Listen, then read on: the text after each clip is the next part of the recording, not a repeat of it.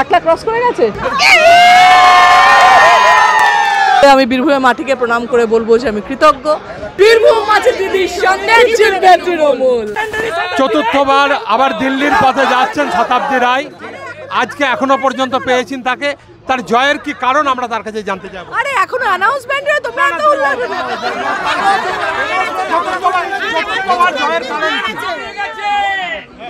দেখো। প্রথম আগের থেকে বেড়ে গেছে, মানে আগের থেকে এখনো পর্যন্ত বেড়ে গেছে, তাই না? আগের বার ছিল কত? 89 আবার ক্রস করে গেছে। তো আমি যা যা বলেছিলাম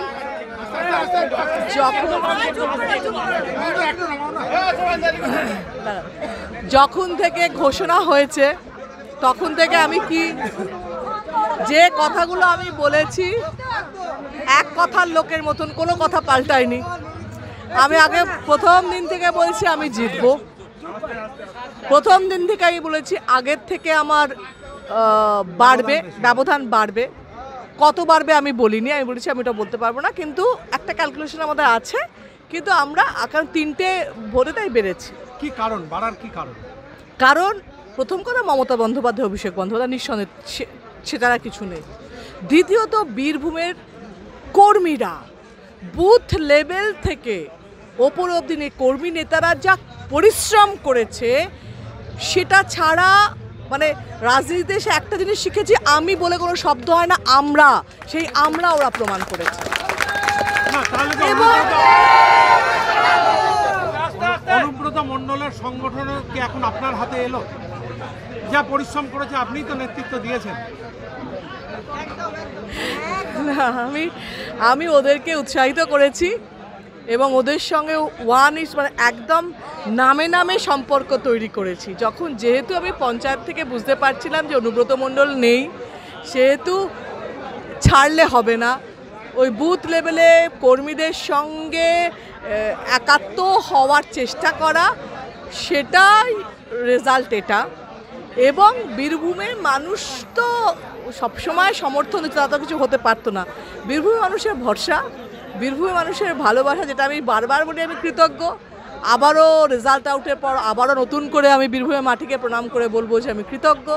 এবং মানুষের কাছে 1 লাখ ক্রস করে গেছে। হ্যাঁ,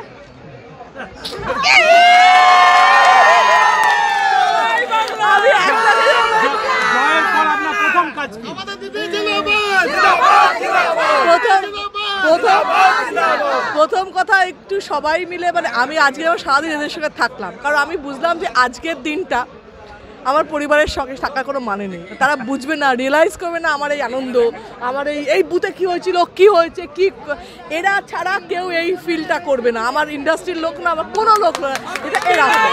সেটা দ্বিতীয়ত আমার কাজ হচ্ছে যে জায়গাগুলোয় অনেক জায়গায় গ্রামে বলেছে যে এটা হয়নি, সেগুলো নতুন করে যাওয়া, যেগুলো আমার ক্ষমতার মধ্যে আছে, যেগুলো আমাদের হাতে আছে, সেগুলো আমাদের দেওয়া আছে, মানে সেগুলো যাওয়া। আমি সেই এলাকায় যাব। আর আমার সব এদের সঙ্গে আবার নতুন করে দেখা হওয়া, যাওয়ার পর উল্লাস, সেটা। এবার জয়ের পরিকল্পনা, জয়ের রচনা তো আপনিই করেছিলেন বীরভূম কেন্দ্রের পুরোটা। নিচুতলা কর্মীরা যতটা নেমেছিল, উপরতলা কর্মীদের আমরা তত দেখিনি। না, নেমেছে সবাই সবার মতন করে নেমেছে, এটা বড়টা ভুল হবে। সবাই নেমেছে সবার মতন করে, কিন্তু এরা একদম জান প্রাণ লাভ না, এটা না, মানে যদি পঞ্চায়েত ধরি, পঞ্চায়েত নিজের বইয়ের জন্য যেরকম নির্বাচন করেছে বলে আমি রাগ দেখাতাম, তার থেকে বেশি করেছে। যদি আমরা পৌরসভা ধরি, তারা নিজের থেকে বেশি, মানে প্রত্যেকে নির্বাচন কি এবার বুঝেছে, এবং তারই ফলস্বরূপ এটা। আর তার সঙ্গে আর একটা করেছে, তোমাদের মিডিয়া যা করেছে, সেই মিডিয়ার রিভেঞ্জ নিয়েছে এরা। এবং আমি অনুরোধ করব সব মিডিয়াকে, যারা এই এক্সিট পোল, শুধু বীরভূমের কথা নয়, বীরভূমকে কিন্তু কখনো হারায়নি, এটা ধন্যবাদ যে এতটা মিথ্যে আর বলে উঠতে পারেনি। যা যা মিথ্যে আমার সম্পর্কে পুরো নির্বাচনে করেছে কিছু মিডিয়া, কি মিথ্যে, কি বিক্ষোভ দেখিয়ে মিথ্যে কথা বলেছে, সব মিথ্যে যেগুলো করেছে তাদের কথা আমি ভুলে যাচ্ছি, ব্লক করে রাখছি, সেগুলো অন্য কথা।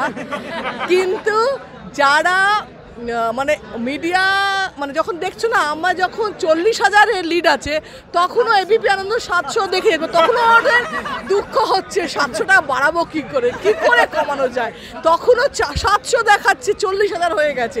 মানে এই দুঃখটা ওদের না আমার, ওদের জানি না।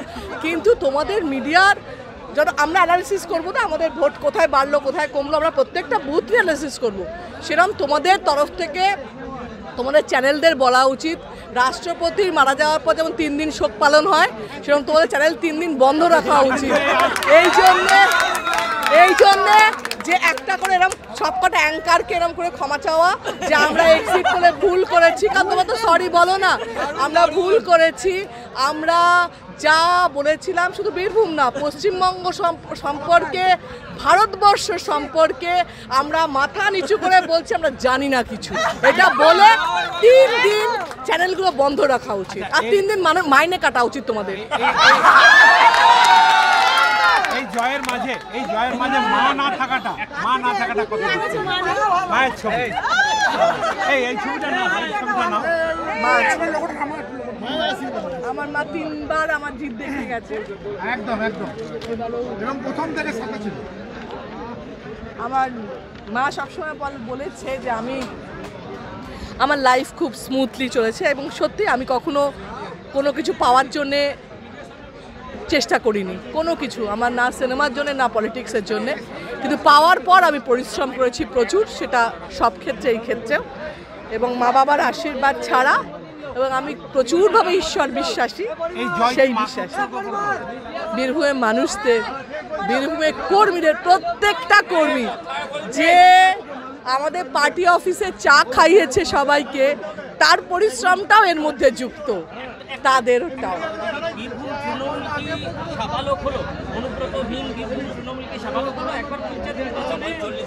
একটা পরীক্ষা হয়েছে, সেটা নিয়ে অনেক অভিযোগ ছিল, এই নির্বাচন ঘিরে বিরোধীদেরও কোনো অভিযোগ ছিল না। এইরকম একটা জয়, বীরভূম তৃণমূল কি সাবালক হলো? দেখুন, একটা জিনিস পঞ্চায়েতের থেকে আমি বলেছিলাম যে পঞ্চায়েতও অনুব্রত মণ্ডল ছাড়া হয়েছে, তখনই আমি বলেছিলাম যে পঞ্চায়েত হয়েছে মানে এটা আমরা করব, তারই লোকজন রয়েছে, এরকম না, তাকে অবজ্ঞা করে বলছি না, তাকে ইনসাল্ট করে বলছে, তাকে ছাড়াও করা হয়েছে, এবং এটাও হবে লোকসভা, সেটাও বলা হয়েছিল। যেটা হয়েছে প্লাস পয়েন্ট বীরভূমের, যেটা তার জন্য কর্মীদের ধন্যবাদ, যে প্রতি সময় আমি বলেছিলাম যে ভাই আমাদের উত্তেজিত করা হবে, তার পায়ে পা দিও না। বীরভূমের ইলেকশনের দিন 250 মিডিয়ার লোক আমার সঙ্গে পায়ে পায়ে ঘুরেছে, বীরভূম উড়ে বাবা কোথায় ঝামেলা হবে, তার একটাও ঝামেলা কিন্তু হয়নি, এবং এই একটাও ঝামেলা কিন্তু তৈরি করতে পারেনি কেউ।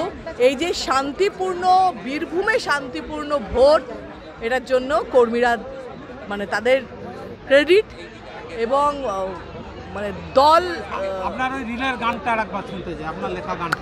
জিতবো আমি, জিতবো আমরা, জিতবে তৃণমূল, বীরভূম আছে দিদির সঙ্গে, জিতবে তৃণমূল। চতুর্থবার বীরভূম থেকে দিল্লি যাচ্ছেন শতাব্দী রায়, তিনি বলেছিলেন জিতবো আমরা, জিতবে তৃণমূল, এবং সেই তৃণমূলে দিল্লি পাঠানোর পুরো কৃতিত্ব দিলেন তিনি বীরভূমবাসীকে।